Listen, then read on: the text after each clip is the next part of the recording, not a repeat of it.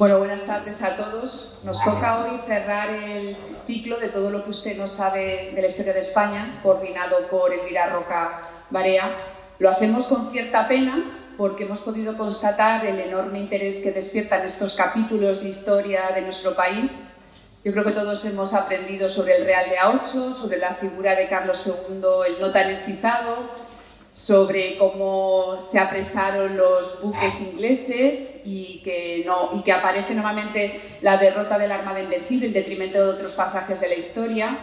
Vamos a despedir este ciclo con la presencia de Pablo Victoria, uno de esos colombianos que aprecia la herencia común con España, y gracias a su labor, por ejemplo, muchos empezaron a descubrir quién era Blas de Lezo. Ahora nos toca descubrir quién era Gonzalo Jiménez de Quesada, que fue un conquistador poco conocido, pero que gracias a Pablo pues vamos a empezar a entender un poquito más quién era. Y bueno, aprenderemos también pues, quién era Lord Koraczek y qué perpetró. Y bueno, pues se trata de eso, ¿no? De que aprendamos un poquito más, de que empecemos a atesorar esos conocimientos sobre nuestra historia. Y desde luego, pues en ese empeño continuará esta concejalía y en breve pues tendrán más noticias de nuevos ciclos de historia. Así que le paso la palabra a Elvira para que nos ilustre con esta conferencia. Gracias.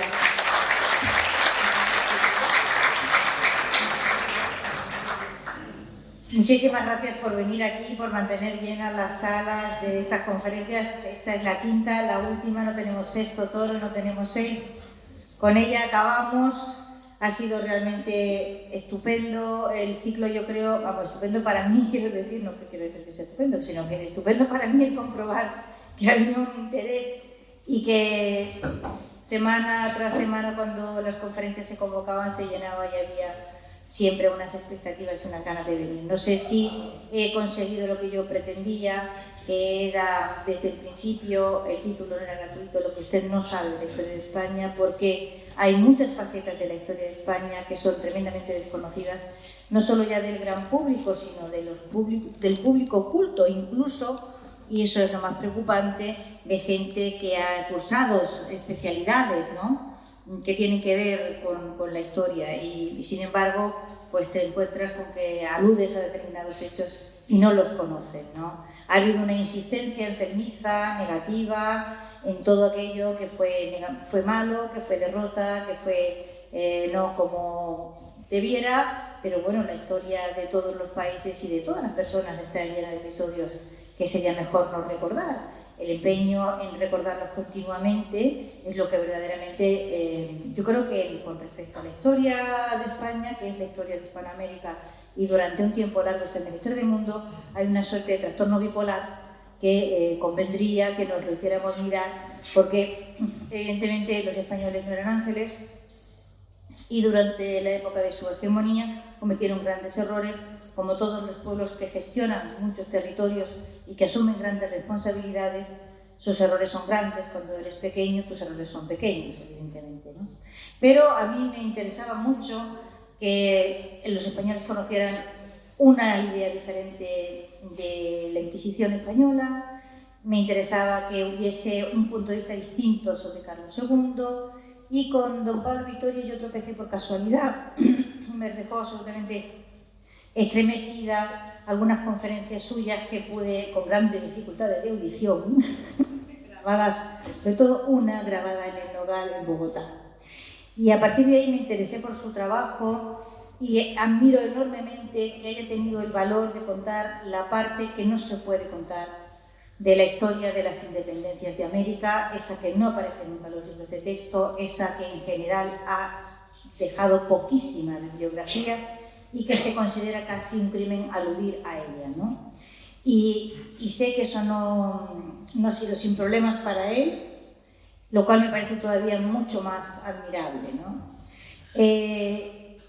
Por eso me interesaba cerrar esta conferencia con un hispanoamericano, con un colombiano, que viniera él a contar esa parte poco noble y un poco desmitificadora de ciertos aspectos de la historia común, Es curioso, a mí me ha llamado siempre mucho la atención la enorme cantidad de estatuas ecuestres de Simón Bolívar que hay por el mundo. Hay más estatuas ecuestres de Simón Bolívar que de Carlos V. No estoy segura. ¿Hay más? Estas cosas hay que fijarse en ellas y ponerse uno a preguntar como los niños chicos, ¿no? ¿Por qué? O sea, ¿por qué? ¿A qué se debe, no? Esta idealización del personaje, ¿a qué se debe, no? Y tiene unas explicaciones. En fin, tiene don Pablo una trayectoria muy larga. Yo voy simple y llanamente a resumir algunas de ellas y lo demás, bueno, pues váyanse a sus libros. Aludiré a algunos, ¿no? Tiene una maestría y un doctorado en Economía en los Estados Unidos y una maestría y un doctorado en Filosofía en España y también una maestría en Seguridad y Defensa Nacional en la Escuela Superior de Guerra de Colombia. Pertenece con el grado de mayor a la Reserva Profesional del Ejército Colombiano, ha sido gerente, vicepresidente y presidente de diversas empresas, catedrático universitario, senador de la República, diputado en el Congreso de la República de Colombia también. Fue precandidato conservador a la presidencia de la República de Colombia en 2014 y el libro realmente por el que está aquí es El terror bolivariano, que ha publicado, está todavía casi caliente, en la esfera de los libros. Pero no es su primer trabajo. Antes de esto había publicado El día que España derrotó a Inglaterra, que fue un éxito bastante notable. España contraataca, ha hecho muchísimo por la recuperación de la figura de los Gálvez y tiene más trabajos en Planeta como Yo acuso, que se edita en 1997, La Nueva Granada contra España, La otra cara de Simón Bolívar, que es un poco el inicio de este trabajo. En fin, hay más publicaciones suyas en Amazon y en otras editoriales. ¿Qué digo yo? Realmente es una persona que ha tenido una trayectoria profesional tanto en la política y al servicio del Estado como en la empresa privada muy notable, ¿no? A él le gusta recordar que ha sido profesor de economía en pre- y posgrado en distintas universidades colombianas en las cátedras de macroeconomía, microeconomía y desarrollo económico, y también ha sido columnista en distintos diarios colombianos y españoles y conferenciante en varias universidades, academias militares y civiles de Colombia y de España. Pertenece a la Academia Bolivariana de Historia, a la Academia de Historia Eclesiástica de Bogotá, a la Sociedad Colombiana de Economistas y es caballero de la Orden del Santo Sepulcro de Jerusalén, que creo que es algo de lo que él está muy orgulloso.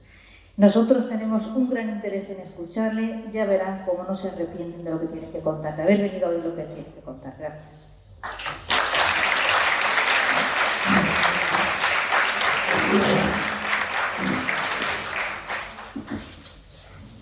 Mil gracias, María Elvira, por lo que has dicho sobre mí. Me siento muy honrado por tus palabras, por las palabras de Noelia y sobre todo por el trabajo magnífico que están haciendo en la ciudad de Málaga. Es que yo creo que la cultura lo es todo. Y sobre todo esta convocatoria tan importante que han hecho en el día de hoy. Yo me siento pues, muy honrado, pero también muy orgulloso, porque tengo unos amigos extraordinarios en la ciudad de Málaga, amigos que a mi esposa y a mí nos han hecho querer esta ciudad, cada vez la queremos más, cada vez está más hermosa. Nuestro amigo Carlos González, nuestro amigo Alejandro. Realmente nos sentimos como en casa, y nos sentimos como en casa, entre otras razones, porque aquí en Andalucía sois vosotros un poco como los colombianos, acogedores, simpáticos, gente abierta, y por supuesto pues uno se siente como en casa. Así que ojalá pueda visitaros en el futuro próximo con más frecuencia. Queridos amigos, me han convocado para tratar un tema que no es fácil porque no está suficientemente documentado. No está suficientemente documentado porque durante las guerras de independencia de América, Se destruyeron muchísimos archivos en el Perú, en la Nueva Granada y en distintos países. Yo he hecho lo posible por dar en esta conferencia una semblanza más o menos a vuelo de pájaro de lo que se perdió en América, del expolio americano, que no empieza precisamente con la independencia, sino que empieza con los piratas y corsarios. Y vale la pena hacer una reflexión sobre ese tema. Y es que, bueno, de todos es conocido que la América hispana, pues como que se ha quedado atrás en el desarrollo económico, en el ingreso per cápita, en fin, con todos los problemas que hemos tenido a lo largo de estos 2 siglos de independencia, de pobreza inclusive. Pero hay que hacer una reflexión importante. ¿A qué iban los piratas a la América? España tenía una especie de lago en el Caribe, flanqueado absolutamente por fuertes sumamente bien constituidos y armados justamente para defenderse de los piratas ingleses y de los corsarios, tanto franceses como holandeses. Ese era el lago español. Pero la pregunta fundamental es, ¿a qué iban los piratas? Evidentemente no iban a buscar pobreza ni a robarla. Evidentemente iban a saquear las riquezas del Nuevo Mundo, que eran vastísimas, que eran enormes. Y ustedes se darán cuenta a lo largo de la conferencia, más o menos a lo que yo me refiero.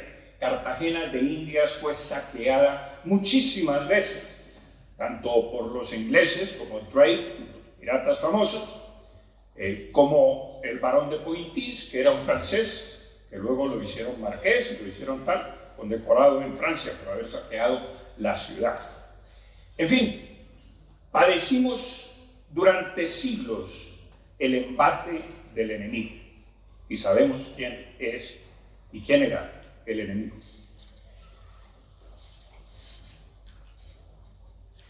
Pero vamos a entrar en materia, el saqueo independentista, y vamos a empezar con Venezuela y la Nueva Granada. La Venezuela de hoy también saqueada por las mismas razones, con los mismos individuos, con la misma ideología con la que se saqueó hace 200 años con Simón Bolívar a la cabeza.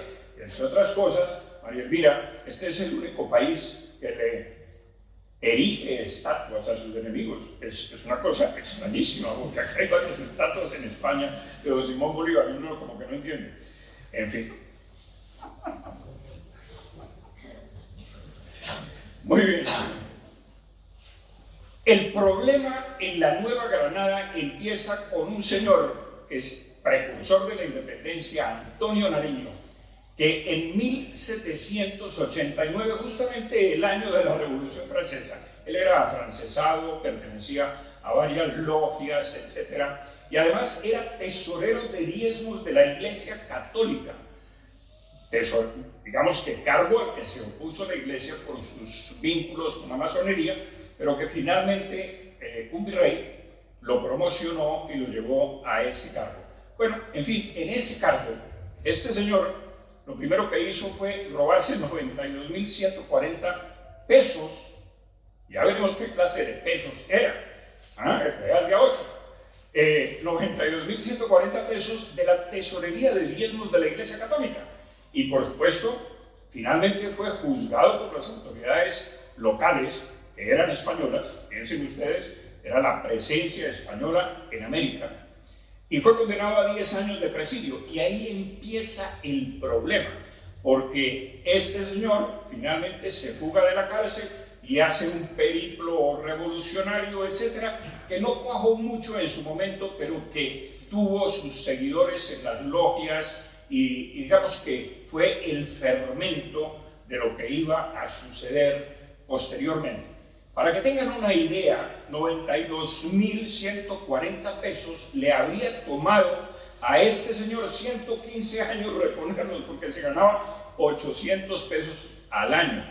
Imagínense el poder de comprar de 92.000 pesos. Pero no contentos con eso, Con eso, finalmente, cuando llega 1810, que es el año de la revolución de la Nueva Granada, pues le saquean al virrey 83.984 pesos al virrey Amar y Borbón, que decidió no sofocar la pequeñísima revuelta de Santa Fe de Bogotá con las armas o con el ejército, ya fuese disparándolas o a culata limpia, pero no quiso, dice él, derramar sangre, aunque la virreina sí le dijo: sofoque, saque el ejército y sofoque la revuelta. No quiso, finalmente fue expulsado en 1810 y tuvimos 6 años de independencia mientras España se debatía entre la vida y la muerte con la invasión napoleónica. Casi que podríamos caricaturizar el tema como que se frotaban las manos y decían: bueno, ya que los españoles están entretenidos con Napoleón, caigamos sobre el poder, porque esto fue esencialmente una lucha por el poder político, pero no de cualesquiera personas, era de la realeza criolla, de la élite criolla, porque los indios, los mestizos, etcétera, estaban con España, porque sabían inclusive, o presentían o presumían que con España iban a estar mejor que con los criollos.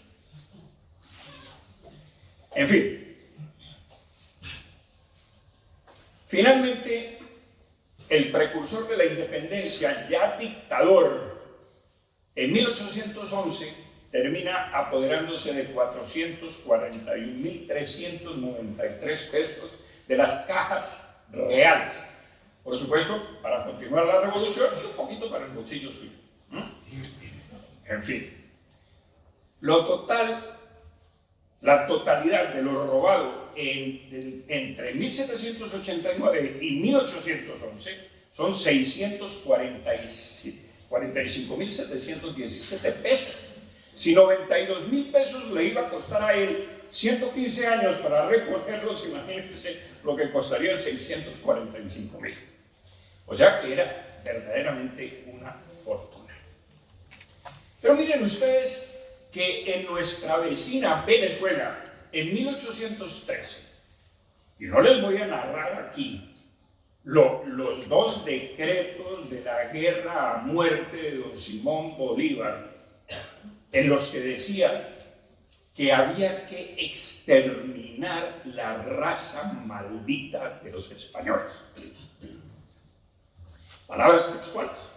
Pero no hablaré de eso, hablaré de que no se le ocurrió cosa distinta a poner a su secretario de Hacienda de nombre Antonio Muñoz Tebar, un joven imberbe de 22 años, para que administrara las riquezas de Venezuela, que era un país relativamente rico. Pues este señor, según las propias palabras de don Simón Bolívar, decía que estaba envenenado con el espíritu de Satanás. Y cuando uno oye a Simón Bolívar escribir una cosa de estas, dice, realmente le corría por las venas sangre de Satanás, porque era un personaje de la mayor crueldad que ustedes se puedan imaginar. En fin, incauta los diezmos de la Iglesia Católica, nada nuevo. Empiezan, pero claro, la gente que tenía industrias, que tenía haciendas, digamos, actividades varias comerciales, comienzan a huir, tanto criollos como españoles. Y se acaba la moneda, como se ha acabado ahora con el dictador Maduro. Todo el mundo desprecia la moneda venezolana porque no compra nada. Pues se acabó la moneda de buena ley y fue reemplazada rápidamente por la moneda de baja ley. Y cuando se acaba la moneda de baja ley, no les queda más remedio que acuñar huesos de marrano como moneda. Esto es absolutamente asombroso. No, en Colombia no le recibieron porque, claro, la revolución como que se desbordó y llegó a nuestras fronteras de la Nueva Granada, entonces, y en Cúcuta no le recibieron esa moneda, entonces saquearon la ciudad. En fin. Y se obliga al clero a entregar todas las joyas de las iglesias para convertirlas en moneda y por lo menos tener algo más o menos presentable. El gobernador Mendoza incauta las joyas de las iglesias en Caracas. La iglesia de San Francisco, que era la catedral, se resiste. Y miren ustedes lo que le dice Bolívar al presbítero de la iglesia, de la catedral. He sabido que ustedes no quieren entregar la plata de esa iglesia, y si no me la entrega en la hora, tomaré la providencia correspondiente en inteligencia que esta plata labrada que tienen esta y las demás iglesias la han donado nuestros antepasados y no otros. Muy bien, nuestros antepasados, claro, por supuesto, donaban joyas y contribuían a la riqueza ornamental de las iglesias. Pero eso no le daba ningún derecho a don Simón Bolívar a decir que porque esto había sido donado por criollos y españoles, digamos, asentados en América, tenía que robarse estas joyas. Pues bien, se nombró una comisión expropiadora que decretó lo siguiente: se le confisca 1/5 de los bienes a todo español siempre y cuando sea casado con venezolana y con hijos nacidos en Venezuela, porque a los otros españoles se les expropiaron sus propiedades. Se decreta la rebaja de sueldos con una inflación absolutamente galopante y comienza realmente el desastre como la América no lo ha visto nunca, ni siquiera ahora en tiempos. Lo de Venezuela es un pálido reflejo de lo que ocurrió entonces. Dice el arzobispo Kroll y Prat: el hurto, la rapiña, el saqueo, los homicidios y asesinatos, los incendios y devastaciones, la virgen estuprada, el llanto de la viuda y del huérfano. Y miren esto tan conmovedor: el padre armado contra el hijo, la nuera en riña con la suegra y cada uno buscando a su hermano para matarlo. Claro, las familias se dividen. Las familias, unas huyen hacia las costas, se van con lo que pueden, otros se quedan y por supuesto apostrofan a aquellos que no están de acuerdo con esta revolución. En septiembre de 1815, el mayordomo de la catedral, para que tengan una medio idea de lo que Bolívar saqueó de la catedral primada de Caracas, fueron 27.912 según una demanda que él pone contra Bolívar. O sea, 23 años del sueldo de un virrey, más o menos. El 9 de junio de 1814 dice Bolívar: cuando consideramos nuestra suerte futura, deducimos que la emancipación de la América va a producir en el género humano una revolución más grande que la causada por su descubrimiento. Él era una especie, él quería ser el Cristóbal Colón de la independencia, digamos. En fin, la plata de todas las iglesias saqueadas de Venezuela se encajona por parte de don Simón Bolívar en 24 cajones, si mal no recuerdo. El 7 de julio de 1814 se encajona y obliga a la población de Caracas entera, que eran 20.000 habitantes, a huir de la ciudad. Ustedes se pueden imaginar, sitúense en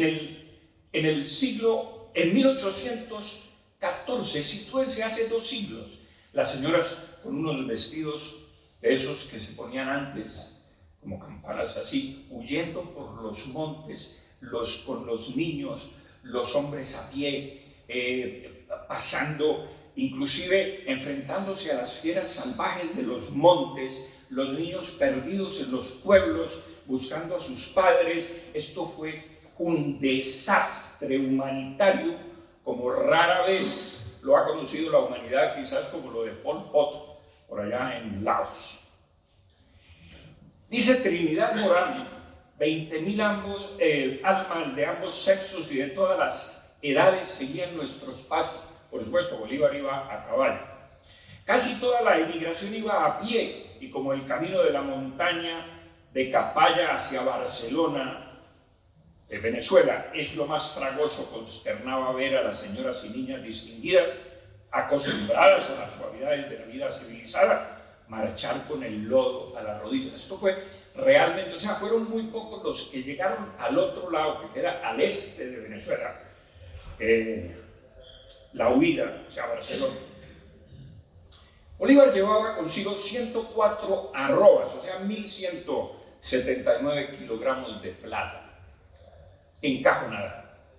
Y se va hacia el oriente, que es muy curioso, porque cuando yo escribo el libro del terror bolivariano me detengo un poco aquí para decir, pero ¿por qué huye hacia el oriente si al occidente le quedaba más fácil? Porque había menos enemigos realistas. Porque ocurre que los venezolanos se armaron contra la revolución, el pueblo se armó contra la revolución, a cuya cabeza iba un español asturiano que se llamaba de apellido Boves, que también sembró el terror, pero al contrario. Y por supuesto que la respuesta es que él tenía que repartirse esa plata con otras personas, entre ellas con un pirata de apellido Bianchi. En fin, Bianchi reclama 40.000 pesos, pero al final obtiene 402 kilogramos, valorados en 80.000 libras esterlinas de la época. Bolívar y Mariño reclaman 16 de los 24 cajones, o sea, 724 kilogramos, por valor de 200 libras esterlinas. Los tres huyen en tres goletas de 9 goletas que tenía Bianchi. Y esencialmente lo que hasta la fecha se han robado son 1.465.000 pesos de la época. Un virrey nuevamente ganaba 1.200 pesos al año. Esto es una fortuna. Muy bien. Pero resulta que la verdad de esto es otra, y es que Bolívar es apresado por su tío en una isla. Y llega de nuevo a Venezuela preso y le toca pagar, dice la historia, con sus 16 cajones de plata, su rescate a su tío político. Pero el hecho es otro, según mis propias investigaciones. Es que Drucodray Holstein, que era jefe del Estado Mayor de Bolívar, dice que Bolívar y Mariño llegaron a Cartagena de Indias, ya a la Nueva Granada, con fuertes sumas de dinero, con lo cual, pero estuvieron 18 días en el Caribe. Y uno dice, pero 18 días, ¿haciendo qué? Pues vendiendo la plata de las iglesias por el Caribe, por lo menos sacando alguna ventaja de eso. Bueno, el hecho es que el tío de Bolívar finalmente, cuando regresa a Venezuela, se enfrenta con los ejércitos reales que todavía hay, que están luchando, inclusive guerrillas realistas. Finalmente pierde en una de las batallas, le fritan la cabeza en aceite, se recupera parte de la plata y los españoles se la devuelven a las iglesias, lo que pudo recuperarse. Bueno, ya se imaginarán ustedes que la situación de Caracas era de verdadera calamidad. Morían de 12 a 15 niños de hambre diariamente. En fin, los marqueses, la nobleza asentada en Venezuela, pues decide también huir y coger las de Villadiego. Finalmente, Bolívar, derrotado por los propios venezolanos en su tierra, decide irse a la Nueva Granada a empezar la revolución en forma en la Nueva Granada. 1814. Llega a Santa Fe y saquea la ciudad de Santa Fe. Dice el historiador de la época, testigo presencial, que escribe largos libros sobre sus experiencias en la revolución, que los excesos y crueldades de las tropas venezolanas en Santa Fe fueron brutales. entre otras cosas porque Bolívar permite a sus tropas saquear la ciudad y violar mujeres durante 48 horas. Cuando le hacen el reclamo a las autoridades caídas de Santa Fe, él dice que las leyes de la guerra le permitían haber hecho lo que hizo porque Santa Fe se resistió a su entrada. Por supuesto, en Colombia, que era un país pacífico, y lo digo con énfasis, siempre lo ha sido. Tenemos un grupo de fascinerosos que durante 50 años nos han hecho la guerra, comunistas, pero en general el país es muy pacífico. Y lo que ocurría en Venezuela aterrorizaba a los santafereños y a los neogranadinos en general. Y Bolívar no fue ni querido ni bien acogido en la Nueva Granada, vale la pena decirlo.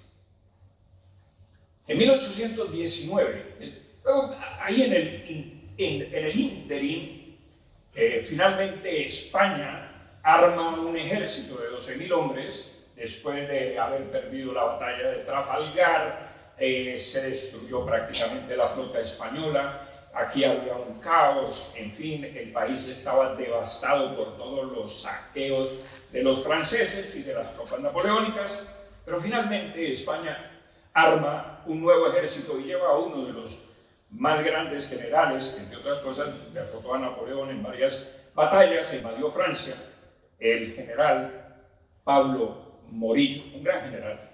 Y Pablo Morillo llegó a las costas de Venezuela, pacificó Venezuela, acabó con la revolución venezolana y entró a la Nueva Granada y también la pacificó. Esto es en 1814 a 1816.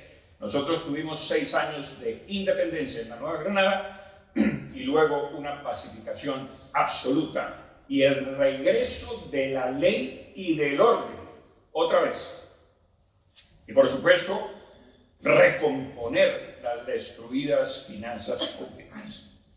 Pero en 1819, con la llegada de Bolívar de nuevo y Nariño volviendo a intentar pacificar a Venezuela, nombra un general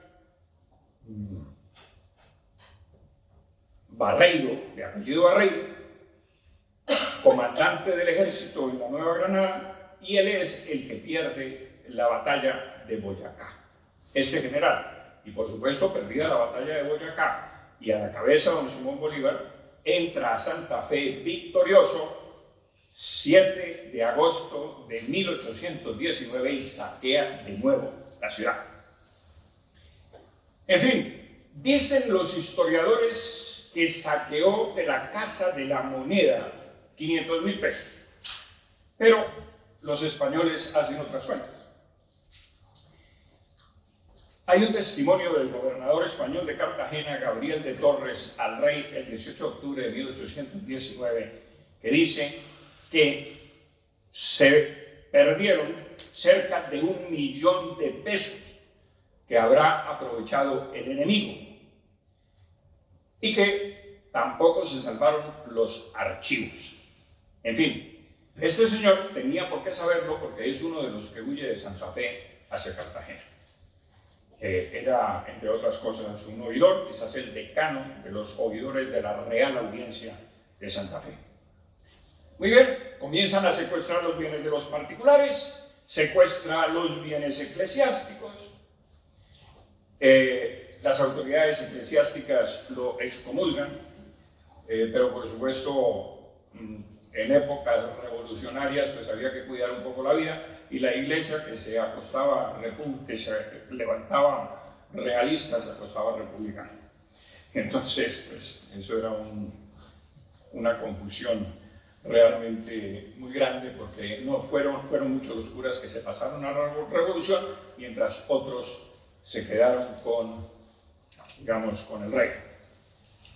El 20 de julio de 1820, le escribe al general Santander, que era su vicepresidente, lo siguiente: debemos exprimir a Antioquia, que es una región colombiana muy próspera, y el Chocó, que nada se les ha quitado en realidad y que se igualen con las provincias del norte, que hemos exprimido hasta el extremo. Usted mande órdenes a Antioquia y el Chocó para que remitan 100.000 duros a la tesorería suya. Bueno, en fin. Pero miren ustedes, por ejemplo, este intercambio epistolar que sucede entre Santander y Bolívar. 21 de mayo de 1820, Santander, su vicepresidente, le escribe lo siguiente: usted tiene facultades de ceder bienes nacionales, cédame usted alguno de esta tierra, verbo y gracia, la casita de Vicente Córdoba, que valdrá 3.000 pesos. Y entonces, claro, porque él decía, es que no tengo demasiado, entonces, bueno, Santander ganaba 20.000 pesos al año, es decir, 1.666 pesos mensuales, con lo cual habría podido comprar la casita en 2 meses, digamos, 2 meses de sueldo, por decir alguna cosa. Y Bolívar le responde: sobre su asunto particular digo que no tengo facultades para ceder bienes nacionales, pero que puedo hacer algo que valga más. Si usted me pide una cosa que valga la pena, 3.000 pesos no vale la pena. Las fechas nada cuestan, servir a los amigos cuesta menos, y aún mucho menos recompensar el mérito con los bienes comunes. Junto con la casita de Córdoba se puede pedir lo que valga 10 veces la casita. Pero es que eran muy generosos nuestros libertadores con la plata y las haciendas ajenas. Eran generosísimos. Y comienza el endeudamiento por primera vez en la historia de nuestras naciones. En 1820, Bolívar ordena levantar un empréstito de curso forzoso por 200.000 pesos en Venezuela. Pero claro, los réditos eran del 6%, a unos intereses del 6% cuando la inflación era del 20%, 6% al año cuando la inflación era del 20% mensual. Por supuesto, estos eran créditos ruinosos particulares, lo cual también nos significa que el papel, ya no la moneda ni los reales de 8, sino el papel moneda, las promesas fiat de un papel moneda que no valía ni la tinta en que estaba escrito. El papel comenzó a ser el más poderoso instrumento del nuevo orden que se había impuesto o comenzaba a imponerse en América. Las finanzas venían en franco deterioro en todas las provincias y en todos los territorios, entre comillas, liberados. Y aquí vale la pena, María Elvira, decir, claro, es que el mito de Bolívar, y por qué hay tantas estatuas, es porque lo hemos endiosado y lo hemos puesto en el pedestal de ser el libertador, la libertad que nos negaban los españoles, la libertad que los españoles nos tenían absolutamente con el yugo en el cuello. Claro, uno se pregunta, ¿pero cuál yugo? ¿Dónde estaba el yugo? Porque la gente discurría en sus negocios y en sus asuntos. Normalmente había justicia, había 4 o 5 apelaciones, finalmente hasta el Consejo de Indias, donde ni siquiera el rey podía meter la mano, porque el Consejo de Indias era absolutamente autónomo. Y entonces existía todo el trámite que hoy conocemos, e inclusive con más apelaciones de las que puede haber hoy ante la justicia en América. Y eran pueblos pacíficos. Humboldt hace la siguiente observación: he recorrido América entera y es más peligroso andar por los caminos de Europa que por América. En América no pasaba nada. Y comenzaron a pasar cosas después de la independencia y de todos estos asesinatos y depredaciones que nos llevaron nuestros independentistas. Es decir, nos enseñaron a matar y a robar. Muy bien. Con el empréstito que se hizo a Inglaterra, que no sabemos exactamente, bueno, algunos sí lo sabemos, el primero de 2 millones de libras esterlinas, 3 especuladores ingleses los compraron, y el empréstito que se había conseguido con el gobierno inglés, a ese le sumaron 2 millones de pesos adicionales los 3 que compraron el empréstito de Inglaterra. Para estos 3 agiotistas o especuladores para lucrarse de las necesidades del país. Este país comenzaba a quedar esquilmado. En 1823, el Congreso de Colombia decreta ayuda para continuar la guerra, o para que Bolívar continuara la guerra en el Perú, porque su ambición era ser emperador. No, libertador, no, emperador, pero eso sí, con el consentimiento de Inglaterra. Porque en mi libro El terror bolivariano pongo unas cartas secretas que se mantuvieron durante 2 siglos en secreto en los archivos ingleses, y yo los saco a colación para demostrarle a quien me lea que Bolívar, en conversaciones secretas con emisarios ingleses, les había propuesto que Inglaterra lo coronara, le auspiciara a ser emperador de América. Claro, no siendo emperador, pues fue dictador toda su vida. Entonces uno se pregunta, pero ¿cuál libertad nos dio si fue dictador, y un dictador sanguinario? Crudelísimo. Muy bien. De esos 2 millones de libras, que equivalían ya a 10 millones de pesos, porque evidentemente la moneda se había devaluado, le correspondieron a Colombia, de esos 10 millones de empréstito del gobierno colombiano, 3.200.000, porque el resto de lo robaron. Pero quedamos pagando los 10 millones en Inglaterra, y pagándolos con sangre, con oro, porque sí, nos amenazaban y venían los barcos ingleses y decían que si no le pagábamos las cuotas que había que pagarles, pues nos bombardeaban. Claro, había que entregarles las cuotas correspondientes en oro. En fin, yo hago una cuenta grosso modo, que las sumas robadas y depredadas sumaban ya 10.438.629 pesos. Y el total dilapidado, que más o menos uno puede hacer un cálculo no exacto, pero aproximado de lo que se sabe, no de lo que no se sabe, de 20.438.629 pesos. Hasta la fecha, 1823. No se incluye el valor de las expropiaciones, de las exacciones tributarias para continuar la guerra, de los valores privados saqueados. En fin, pero hay una especie de leyenda que a mí me ha costado muchísimo trabajo constatar, y es que se dice en Colombia que saquearon 12 toneladas de oro, o el equivalente. Yo me imagino que estos 20 millones o 30 millones, no sabemos cuánto, sencillamente yo doy la cifra de 20 millones, pues podrían equivaler a 12 toneladas de oro. Ah, sí, pero es que lo del Perú es todavía más horroroso, porque el Perú y México realmente eran los 2 virreinatos más prósperos que tenía España en América. Más prósperos, pero es que ustedes no se pueden imaginar lo prósperos. En México hubo alcantarillado primero que en Europa. Londres era un lodazal, una ciudad absolutamente mugrosa. En México resplandecía.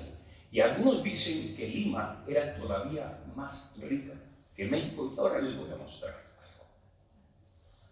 En fin, los británicos comenzaron a hacer una presencia cada vez más activa en América, porque no habían podido conquistar la Argentina. Los argentinos los derrotaron a principios del siglo.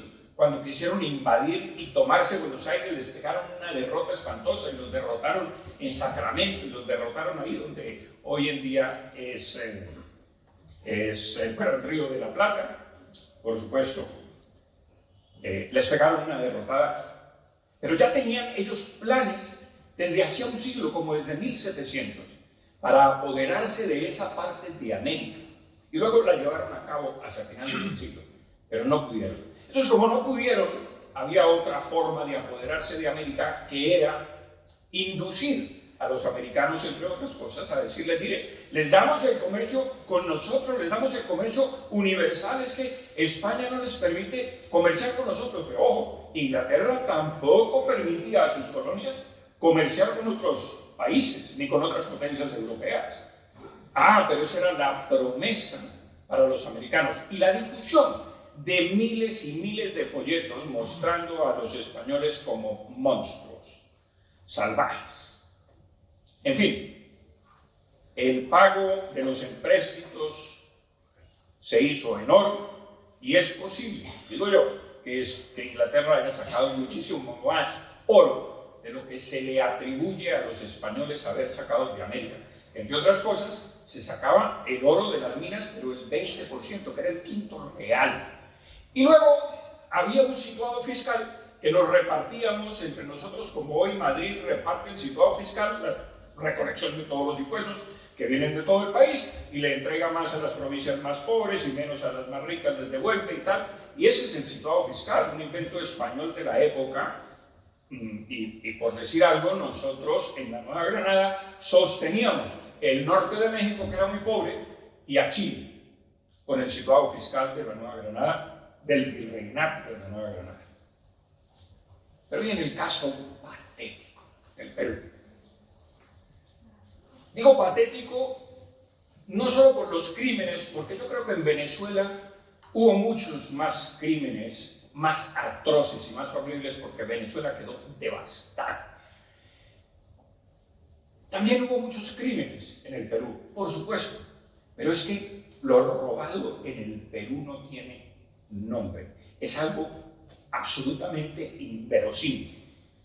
En fin, empieza San Martín, el otro libertador, el otro que da esa libertad magnífica a los peruanos. Libertad será de morirse de hambre, porque lo que sucede en el Perú es espantoso. Vende a altos precios papeles de ciudadanía a los españoles y criollos que juran las nuevas autoridades. Impone un tributo de 200.000 pesos a los españoles nacidos en España. Porque claro, éramos españoles de ultramar y españoles peninsulares. Y ahora les voy a mostrar algo absolutamente patético con el Real de hoy. La expropiación de la hacienda del ex regente de la Audiencia de Lima, Manuel Arredondo, he logrado encontrar estos nombres, valorada en 600.000 pesos y traspasada al general O'Higgins, quien se apodera de miles de onzas de oro que había en esa hacienda. Secuestra todas las fincas y haciendas en el área del Callao, el puerto más importante de Lima. Expropia la casa del virrey Pezuela y del general Ramírez en la Magdalena. Exonera el pago de la deuda que Torre Tagle, el marqués de Torre Tagle, que se pasó a la revolución, tenía con el español Cendeja por 80.000 pesos. Exonerado. Este marqués, el revolucionario, luego no pague la deuda que tenía. Expropia todas las mercancías que llegan al puerto de las naves comerciales españolas y las revende al 25% de su valor. Expropia la herencia de Isabel de los Ríos, viuda del español Pedro Vaso, la herencia de Francisca Aliaga y cientos de otras personas y haciendas a lo largo de la geografía peruana. ¿Quién recibe buena parte de este saqueo de riquezas? Lord Cochrane, un británico, un pirata británico que lo hacen Lord, señor, y que presta apoyo a la revolución. Se apoderan de grandes sumas y ahora van a ver cuál era el lastre de los navíos de este señor, de este pirata. En fin, el cacique Nanavilca le entrega a San Martín una partida de barras de plata y tejos de oro que San Martín había interceptado. Y asegura Nanavilca que los tejos de oro se los guardó San Martín. Listo. Sigue probando. La diferencia entre San Martín y Bolívar es que San Martín robaba para sí mismo, Bolívar robaba para los demás. En eso hay que ser, digamos, honestos. Bolívar robaba poquito. Luego veremos un poco su inventario al final de su vida cuando muere, que él huye. desilusionado de todo y finalmente arrepentido y dice, eran mejores los tiempos con los españoles. y en fin, muere curiosamente acogido en una casa de un español en Santa Marta, Colombia, 1830, 17 de mayo. Bueno, pero nos dice el primer presidente del Perú que tuvo que constatar estas cosas, porque fue un testigo presencial de lo que estaba ocurriendo, que cada zurrón de onzas que se llevaron se componía de 3.000 onzas de oro. Es decir, que los 7 zurrones robados tenían 21.000 onzas de oro. A esta suma